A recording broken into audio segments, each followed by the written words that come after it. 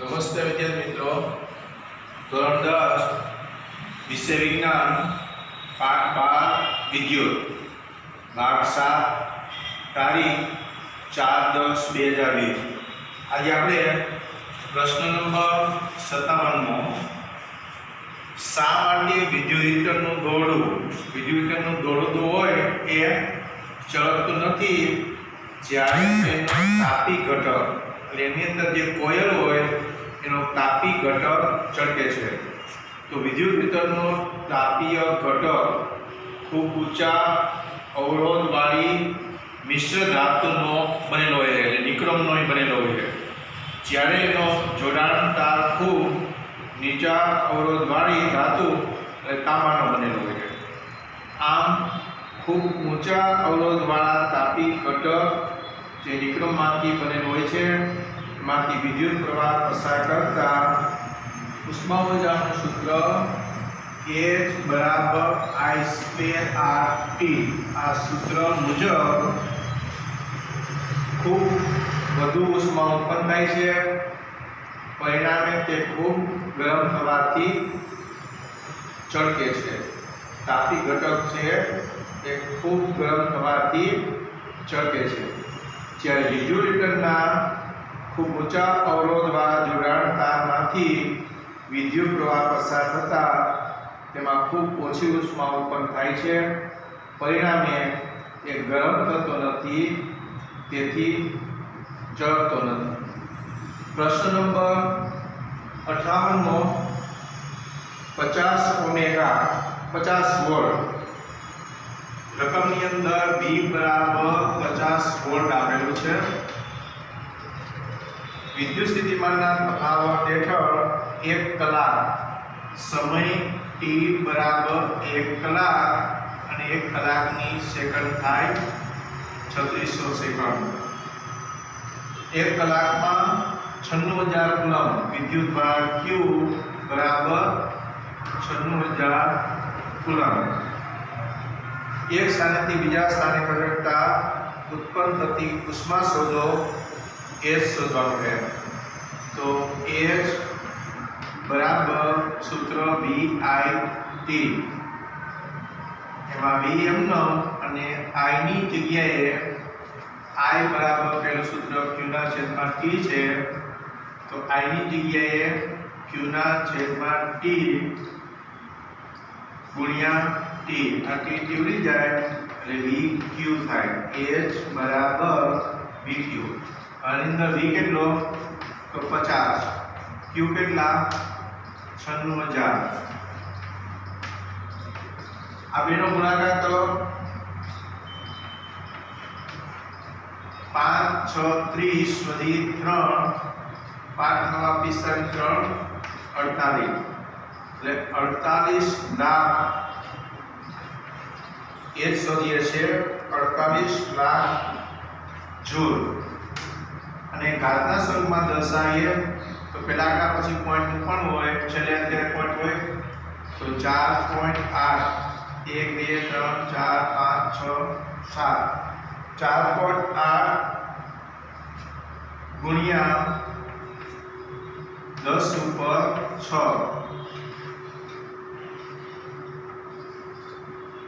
અહીંયા 48 લાખ જૂલ છે। આ જગ્યાએ પોઈન્ટ મૂકીએ એટલે 1 2 3 4 5 ને 6 4.8 ગુણ્યા 10 ઉપર 6 જૂલ થાય। આ એની ઉષ્મા ઊર્જા મળી।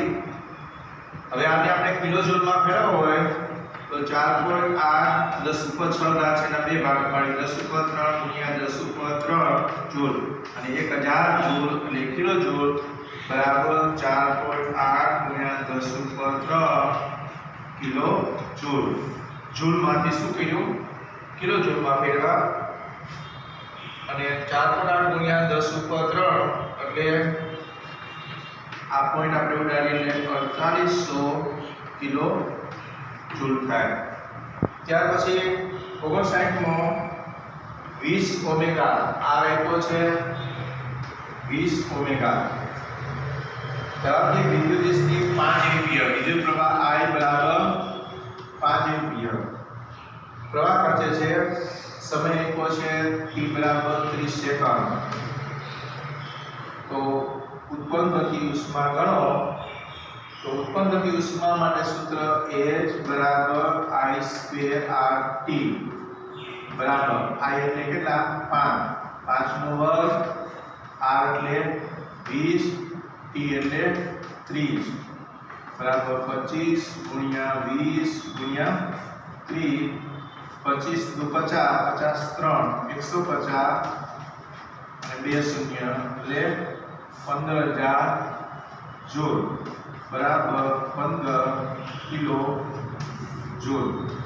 उष्मा ऊर्जा કેટલી આવી 15 किलो जूल। ત્યાર પછીનો પ્રશ્ન નંબર 60મો રોજબરોજના જીવનમાં વિદ્યુત પ્રવાહની તાપીય અસરનો ઉપયોગ જણાવો। એટલે વિદ્યુત પ્રવાહની તાપીય અસરનો ઉપયોગ આપણે ક્યાં ક્યાં કરીએ છીએ એ કહેવાનું છે। તો વિદ્યુત પ્રવાહની તાપીય અસરના ઉપયોગ નીચે પ્રમાણે છે। એમાં પહેલું विद्युत तापीय उपकरणों जेवा के एक विद्युत इस्त्री, बीजू विद्युत टोस्टर,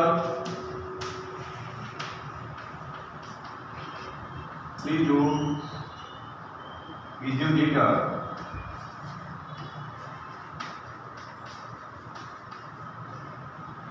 विद्युत तापीय उपकरणों जेवा के विद्युत इस्त्री, विद्युत टोस्टर, विद्युत हीटर वगैरह कार्य पद्धति में बीजू विद्युत बल्बना फिलामेंट ने बल्बनी अंदर जे स्प्रिंग जो होय छे फिलामेंट एने गरम करीने प्रकाश मेळववा माटे। अने त्रीजू फ्यूज में विद्युत फ्यूज में के जेना वडे घરના विद्युत जोડાણો અને विद्युत ઉપકરણને રક્ષણ મળે છે। फ्यूज નો જે તાર બાંધેલો હોય નીચા ગરમી દ્વારા હોય जो प्रवाह एकदम वधी जाए तो आ तार पीगળી જાય છે અને કિંમતી સાધનોને બચાવે। એટલે વિદ્યુત ફ્યુઝમાં કે જેના વડે ઘરના વિદ્યુત જોડાણો અને વિદ્યુત ઉપકરણોને રક્ષણ મળે છે। પ્રશ્ન નંબર 61 વિદ્યુત બલ્બ વડે પ્રકાશ ઉત્પન્ન કરવા માટે વિદ્યુત પ્રવાહની તાપીય અસર કઈ રીતે ઉપયોગી છે સમજાવો। તો જ્યારે વિદ્યુત બલ્બના ખૂબ પાતળા અને ઊંચા અવરોધવાળા ટંગસ્ટનના ફિલામેન્ટમાંથી વિદ્યુત પ્રવાહ પસાર થાય છે। જ્યારે આપણે લાઈટ ચાલુ કરીએ ત્યારે આ ટંગસ્ટનનો ફિલામેન્ટ બનેલો છે એમાંથી વિદ્યુત પ્રવાહ પસાર થાય છે।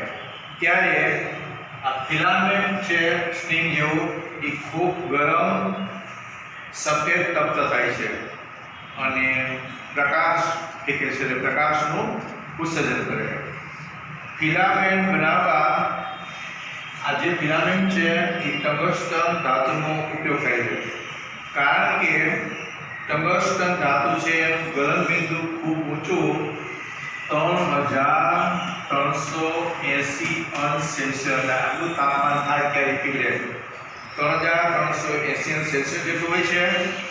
એના ઊંચા ગલન બિંદુને કારણે તે પીગળ્યા વગર ઉષ્મા જાળવી રાખી અને ખૂબ ગરમ થાય છે અને પ્રકાશ ઉત્સર્જિત કરે છે।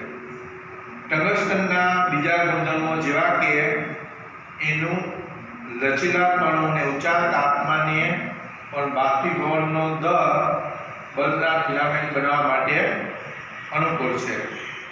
જો બલ્બની અંદર હવા હોય તો ઓક્સિજનની હાજરીમાં ખૂબ गरम फिलामेंट जल्दी बड़ी जाए ऑक्सीजन की हाजरी में અને તેનું આયુષ્ય બલ્બનું છે આયુષ્ય ઘટે। તેથી બલ્બમાં એટલે આની અંદર ખાલી હવા ભરવામાં આવતી નથી પણ આર્ગોન નિયોન આર્ગોન અથવા નાઇટ્રોજન જેવા વાયુઓ। તેથી બલ્બમાં નિષ્ક્રિય વાયુઓ જેવા કે આર્ગોન અથવા નિયોન અથવા બંનેનું મિશ્રણ કરવામાં આવે છે। આવા વાયુઓ ગરમ ફિલામેન્ટ સાથે रासायनिक प्रक्रिया करता नहीं। जो ऑक्सीजन हो तो साथ प्रक्रिया करे અને બલ્બનું આયુષ્ય ઘટે, ફિલામેન્ટ જલ્દી બળી જાય, બલ્બનું આયુષ્ય ઘટે। પણ આ નિષ્ક્રિય વાયુઓ આર્ગોનિયન જેવા કે મિશ્રણ ભરેલું હોય તો ફિલામેન્ટ સાથે રાસાયણિક પ્રક્રિયા કરતા નથી, પરિણામે ફિલામેન્ટનું આયુષ્ય ખૂબ વધે છે। બલ્બમાં મોટા ભાગની વિદ્યુત ઉર્જા બલ્બની અંદર જે વિદ્યુત ઉર્જા હોય છે એનું ઉષ્મા ઉર્જામાં રૂપાંતર થાય છે। અને બહુ ઓછી ઉર્જા પ્રકાશ ઉર્જામાં રૂપાંતરિત થાય છે. તેથી ફિલામેન્ટ વાળા બલ્બ ઓછા પાવર કાર્યક્ષમ હોય છે. જે બલ્બની અંદર ફિલામેન્ટ હોય છે એની કાર્યક્ષમતા ઓછી હોય છે, ઓછા પાવર કાર્યક્ષમ હોય છે. જ્યારે હવે આ બલ્બનું સ્થાન અત્યારે ટ્યુબલાઇટ લીધું હોય, તો જ્યારે ટ્યુબલાઇટ હોય તો ટ્યુબલાઇટમાં આવા ટંગસ્ટન ફિલામેન્ટ એટલે આવા ફિલામેન્ટનો ઉપયોગ ન થતો હોવાથી એ વધારે પાવર કાર્યક્ષમ છે. ત્યાર પછીનો પ્રશ્ન નંબર 62 પ્રશ્નની અંદર વિદ્યુત ફ્યુઝ પર ટૂંકનોટ લખો અથવા વિદ્યુત ફ્યુઝ એટલે શું, એની બનાવટ, કાર્ય અને ઉપયોગ જણાવો. તો ફ્યુઝ આપણા ઘરના વાયરના તમામ ઉપકરણો આપણે સમાંતરમાં જોડેલા હોય, પણ ફ્યુઝ મીટર પાસે શ્રેણીમાં જોડેલો હોય.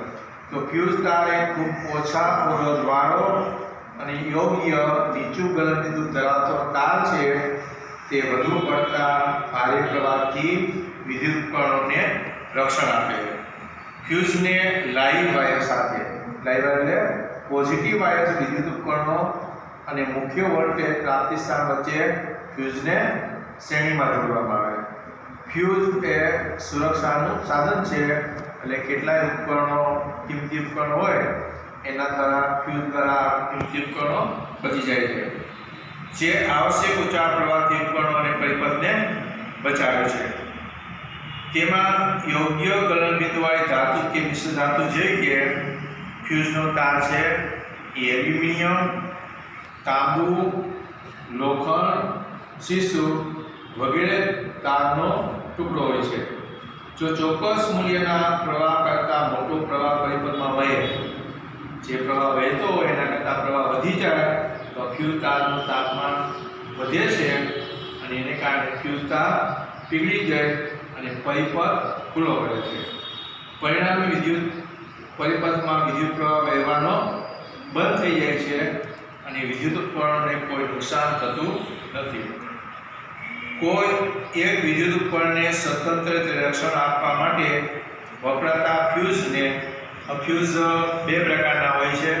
એક તો આપણે ઘરે જે ફ્યુઝ રાખવો હોય એ પોર્સેલિનનો બનેલો હોય, એટલે કાચ, રકાબી જે કાચની હોય ને એ હોય અને એની અંદર બે ધાતુના સંપર્કો રાખેલા એની વચ્ચે તાર બાંધેલો. અને બીજા રેડિયો અને ટીવી અને એવામાં જે નળીવાળો ફ્યુઝ વપરાય છે. ફ્યુઝ બે છેડે ધાતુના સંપર્કો હોય છે.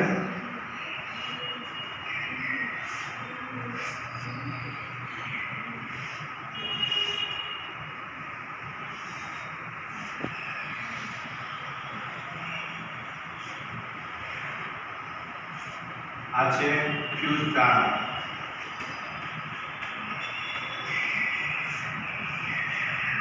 આ છે કાચની નળી. તો રેડિયો કે ટીવી જેવા ઇલેક્ટ્રોનિક સાધનો હોય એની અંદર આવો ફ્યુઝ વાપરવામાં આવે છે. અને આ બે બાજુ રહ્યા એ ફ્યુઝને પરિપથમાં જોડવા માટે ધાતુની ટોપી છે. આ બે બાજુ વચ્ચે ફ્યુઝ તાર બાંધેલો છે અને કાચની નળી છે. તો કોઈ એક વિદ્યુત ઉપકરણને સ્વતંત્ર રીતે રક્ષણ આપવા માટે વપરાતા ફ્યુઝને આકૃતિમાં દર્શાવ્યો છે. ફ્યુઝનો તાર ધાતુના છેડાવાળા પોર્સેલિન એટલે ચિનાઈમાંથી થાય. આપણે જે કાચની રકાબી આવે છે એ પોર્સેલિન કહેવાય. તો ફ્યુઝ એવો પોર્સેલિન અથવા તેના જેવા અવાહક પદાર્થના કાર્ટિજમાંથી બનાવવામાં આવે છે. હવે ઘર વપરાશમાં વપરાતા ફ્યુઝ કેટલા એમ્પિયરનું હોય? તો 1 એમ્પિયર, 2 એમ્પિયર, 3 એમ્પિયર, 5 એમ્પિયર અને 10 એમ્પિયર આવા ફ્યુઝ વપરાતા હોય છે. જુદા જુદા એમ્પિયરના 1 ampere, 2 ampere, 3 ampere, 5 ampere, 10 ampere વગેરે જેવા માળા ધરાવે છે. 220 વોલ્ટ, VA ઇક્વલ છે 220 વોલ્ટ પર કાર્યરત 1 કિલોવોટની ઇસ્ત્રી માપતી હોય તો વિદ્યુત પ્રવાહ I બરાબર P ના છેદમાં V એમાં પાવર કેટલો તો 1 કિલોવોટ એટલે એના વોટ થાય 1000 અને છેદમાં V એટલે 220 આ 0 0 ગયો અહીંયા આપણે એના અડધા કરીએ તો 50 અને છેદમાં 11 તો આ 50 ભાગ્યા 11 કરીએ એટલે બરાબર આશરે 4.54 એમ્પિયર જો 220 વોટ આપણે પાવર આવતો હોય અને 1 કિલોવોટની ઇસ્ત્રીમાંથી હોય તો વિદ્યુત પ્રવાહ આપણે માપવો હોય તો 4.54 એમ્પિયર થાય અને આટલા એમ્પિયર કે આપણે એના અર્થ એ થયો કે આપણે 5 એમ્પિયરનો ફ્યુઝ રાખવો જોઈએ જો 3 એમ્પિયરનો રાખો તો ન હાલે એટલે 4.54 એમ્પિયર જવાબ આવ્યો એથી થોડો વધારે રાખવો તો આ કિસ્સામાં 5 એમ્પિયર માનકવાળો ફ્યુઝ વાપરવો જોઈએ પ્રશ્ન નંબર 63 નવો પોઈન્ટ આવે છે વિદ્યુત પાવર એટલે શું તેનું સૂત્ર મેળવો વિદ્યુત પાવરનો એકમ જણાવો તો પાવર એટલે કાર્ય કરવાનો સમય દર આની વ્યાખ્યા પાવર એટલે કાર્ય કરવાનો સમય દર જ્યારે કાર્ય થાય છે ત્યારે તેટલા મૂલ્યની વિદ્યુત ઉર્જા વપરાય છે તેથી જે દરે વિદ્યુત ઉર્જા વપરાય એને વિદ્યુત પાવર કહે છે જો હોય તો વિદ્યુત પાવરનું તેનું સૂત્ર P બરાબર કરેલું કાર્ય છેદમાં તે માટે લીધેલો સમય એટલે P બરાબર W ના છેદમાં T પરંતુ પ્રવાહ પ્રાપ્તિ સ્થાનમાંથી T સમયમાં ખર્ચાતી વિદ્યુત ઉર્જા W બરાબર V × Q હવે આ P અને W ની જગ્યાએ આપણે V × Q દઈ છેદમાં T તો P બરાબર VQ છેદમાં T હવે Q ના છેદમાં T એટલે I થાય I બરાબર સૂત્ર શું છે Q ના છેદમાં T અને Q ના છેદમાં T ની જગ્યાએ આપણે I મૂકીએ તો P બરાબર VI આ સૂત્ર પાવરના જો અલગ અલગ સૂત્ર પહેલું પાવરનું સૂત્ર P બરાબર W ના છેદમાં T બીજું પાવરનું સૂત્ર P બરાબર VI ઓહમના નિયમ પ્રમાણે V બરાબર IR થાય તો આપણે V ની જગ્યાએ આ P બરાબર V ની જગ્યાએ IR મૂકીએ તો IR × I તો P બરાબર શું થયું I² R I પાવરનું સૂત્ર P બરાબર I² R આ બીજું આ ત્રીજું સૂત્ર હવે ફરીથી ઓહમના નિયમ પ્રમાણે I ની જગ્યાએ I બરાબર V ના છેદમાં R મૂકીએ તો જો આ P I ની જગ્યાએ V ના છેદમાં I નો વર્ગ છે એટલે P² છેદમાં R² × R એમાં એક R ઉડી જાય P બરાબર 22 ના છેદમાં R આ ચોથું સૂત્ર પાવરનો SI એકમ વોટ છે આથી સમીકરણ P બરાબર IV છે P બરાબર VI બીજું સમીકરણ P બરાબર VI એમાં પાવરનો એકમ વોટ V નો એકમ વોલ્ટ અને વિદ્યુત પ્રવાહ I નો એકમ એમ્પિયર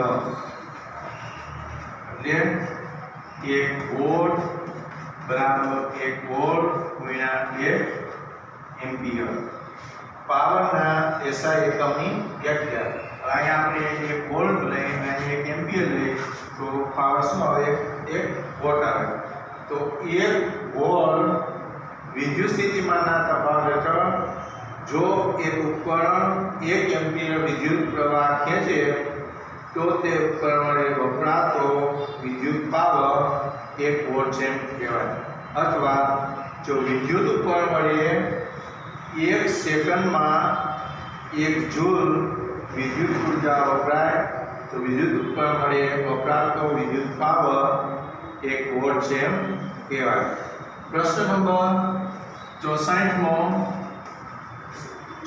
પ્રશ્નની અંદર વિદ્યુત ઉર્જા એટલે શું એનો વ્યવહારિક એકમ શું છે એની વ્યાખ્યા આપો. તો વિદ્યુત ઉર્જા એટલે વિદ્યુત પરિપથમાં t સમયમાં ખર્ચાતી કુલ ઉર્જા. ખર્ચાતી કુલ ઉર્જા માત્ર ઉપરના પાવર પર આધાર રાખતી નથી, પરંતુ જે સમયગાળા દરમિયાન પાવર લાગુ પાડવામાં આવે છે એ સમયગાળા પર પણ આધાર રાખે છે. જો t સેકન્ડ દરમિયાન પાવર p લાગુ પાડવામાં આવે તો થતું કાર્ય કે ખર્ચાતી વિદ્યુત ઉર્જા W બરાબર P into T. આપણે આ સૂત્રની અંદર W ને સૂત્રનો કરતા બનાવીએ તો W બરાબર શું થાય? P into T. અને W બરાબર P into T અથવા વિદ્યુત ઉર્જા W બરાબર વિદ્યુત પાવર